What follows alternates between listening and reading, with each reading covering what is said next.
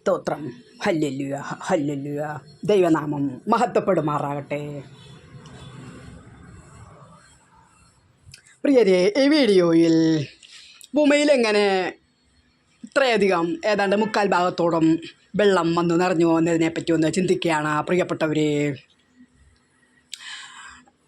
വിശുദ്ധ വേദപുസ്തകമായ ബൈബിളിൽ വെളിപ്പാടിൽ പറയുന്നു, സ്വർഗത്തിൽ ജലമുണ്ടെന്ന്, തീ കലർന്ന ജലം തന്നെ. ആമോസ് പ്രവാചകൻ പറയുന്നു, ഭൂമിയെ നനയ്ക്കാൻ ദൈവം തൻ്റെ കൈവെള്ളയിൽ ജലം ഭൂമിയെ ഒഴിച്ചുവെന്ന്. പ്രിയപ്പെട്ടവരെ,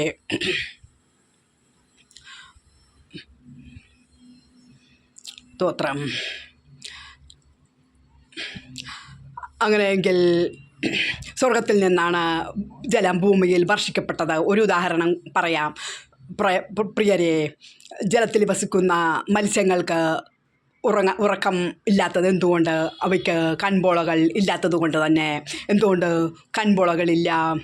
രാത്രി പകൽ ഭേദമില്ലാത്ത സ്വർഗരാജ്യത്ത് നിന്നും വന്ന ജലത്തിന്, തീ കലർന്ന ജലത്തിന് തന്നെ രാത്രി പകൽ ഭേദമില്ല.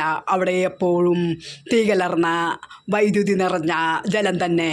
പ്രിയപ്പെട്ടവരെ, അതുകൊണ്ടാണ് മത്സ്യങ്ങൾക്ക് കൺപോളകൾ ഇല്ലാത്തതും അവ ഉറങ്ങാത്തതും. പ്രിയപ്പെട്ടവരെ, ദൈവമില്ല, സ്വർഗമില്ല എന്ന് പറയുന്ന യുക്തിവാദികളോടും നിരീശ്വരവാദികളോടും അടിയാത്തി ഒരു ചോദ്യം ചോദിക്കുകയാണ്.